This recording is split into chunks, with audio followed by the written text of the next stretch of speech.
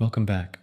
Tonight you'll be coming along for an immersive story where it begins to come alive before your very ears. There will be moments where you may feel as though you are the person in this story. Remember, though, it's just a part of the show, if you will. Let me first just add some wood to this fire over here.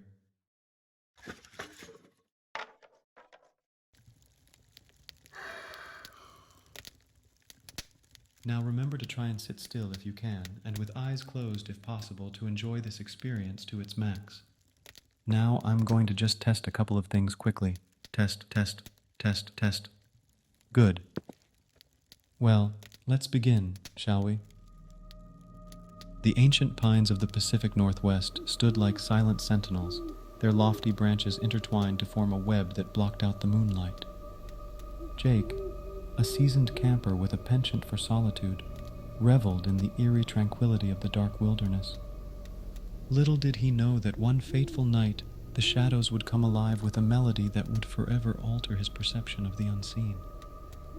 It was on the outskirts of a forgotten forest, far from the reassuring glow of city lights, that Jake set up his solitary camp. The air was thick with the scent of damp earth, and the distant howls of nocturnal creatures serenaded the night. Ignoring the age-old tales of the woods, Jake built a modest fire and settled in, convinced that the solitude he sought was his only companion. As the fire crackled, casting shadows on the towering trees, a haunting melody emerged from the depths of the forest. A soft whistle, like the lament of a long-lost spirit, echoed through the stillness. Jake, undeterred by the eerie serenade, convinced himself it was the wind playing tricks on his ears. With each passing hour, the whistle drew nearer, its mournful notes wrapping around Jake's senses like an unseen specter. He dismissed it as a figment of his imagination, a byproduct of the isolation he so often sought. But as the melody intensified, the seasoned camper felt an inexplicable unease creeping into the edges of his consciousness. Determined to prove his resilience, Jake steeled himself against the encroaching disquiet. He fed the fire, the flames roaring defiantly against the encroaching darkness.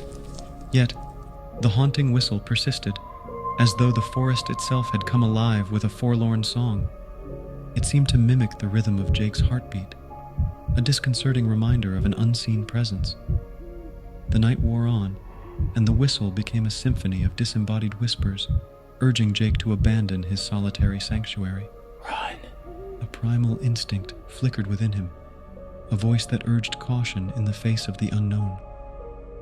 Ignoring the warning, Jake clung to the belief that the wilderness held no terrors he couldn't conquer. As the final embers of the fire dimmed, Jake heard a rustle in the underbrush. Shadows danced on the periphery of his vision, and he caught glimpses of elusive figures moving in the dark. Fear, an emotion he had long kept at bay, clawed at the edges of his bravado. The haunting melody, now a symphony of voices, seemed to mock his misplaced confidence. Unable to dismiss the whispers any longer, Jake packed his belongings, the forest now an alien landscape that seemed to close in around him. The whistle, a mournful dirge that mirrored his retreating footsteps, echoed through the trees as he fled the heart of the wilderness. Dawn broke, revealing a landscape unchanged by the night's haunting symphony. Jake, shaken and disoriented, emerged from the forest, the melody still lingering in the recesses of his mind. He sought refuge in the company of fellow campers, eager to share the bizarre tale that had unfolded beneath the towering pines. As he recounted the night's events, the other campers exchanged knowing glances. The whistle in the shadows was no novelty to them. It was a tale passed down through generations. The forest, they whispered, held memories of a time when the boundaries between the living and the unseen were thin, when ancient spirits wandered the woods in search of lost companions. In the days that followed, Jake tried to convince himself that the whistle was a mere trick of the mind, a manifestation of his solitude-induced paranoia. Yet the haunting melody persisted, a spectral reminder that the wilderness, though beautiful, could be a tapestry woven with threads of the supernatural. The experience left an indelible mark on Jake's psyche. No longer did he venture into the dark wilderness with the same cavalier confidence. The haunting whistle, a phantom melody that clung to the edges of his consciousness, became a chilling refrain in his dreams. Wait, don't worry about that. It's just someone at the door. We have some time still before... Well, let's just get back to the story. Where was I? Oh, yes. Weeks passed, and Jake, haunted by the night, couldn't shake the feeling that there was more to the tale than he had uncovered. Intrigued and unnerved in equal measure, he delved into local archives and dusty libraries, piecing together fragments of forgotten lore. His research uncovered an old legend tied to the very forest that had played host to his unsettling night.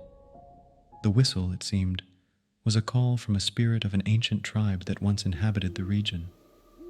A guardian, cursed to wander the woods until it found a soul pure enough to share its secrets with. The realization sent shivers down Jake's spine. The whistle was not a harbinger of doom, but a plea for release, an invitation to uncover the untold stories that lingered in the shadows. With newfound purpose, he returned to the Pacific Northwest, armed not with fear, but with a yearning to unravel the mysteries that lay hidden. As night fell, Jake ventured into the heart of the forest, guided by the haunting melody that now resonated within him. The whistle, no longer a source of dread, became a beacon leading him to a secluded grove bathed in silvery moonlight. In its center stood a tree, its bark adorned with carvings and symbols that spoke of a time long forgotten. As he approached, the melody shifted, evolving into a rhythmic chant. A profound connection with the guardian spirit enveloped Jake, and he found himself standing at the nexus of the living and the ethereal. The whispers that had once mocked him now offered revelations, stories woven into the fabric of the land. With each revelation, the forest responded, the ancient tree pulsating with an otherworldly energy. Shadows moved all around Jake, and the whistle transformed into a symphony that echoed through the ages.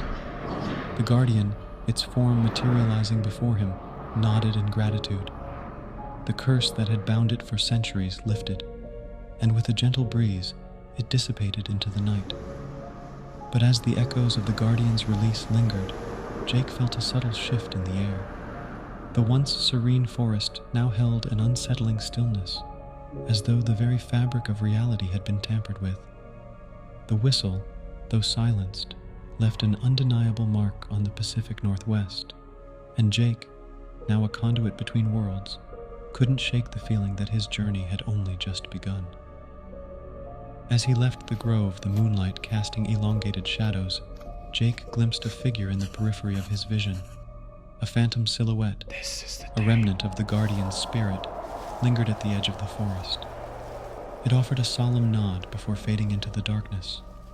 The Pacific Northwest, with its towering pines and ancient secrets, had revealed a truth that transcended the tangible.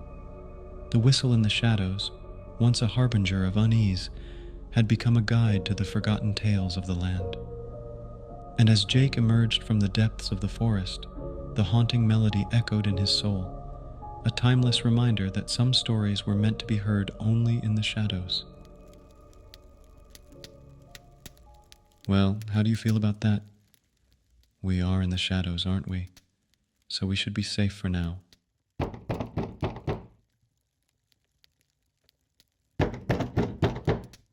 I think you should go.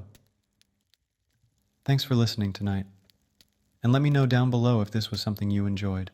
Until next time, remember if you're lost to just follow the glow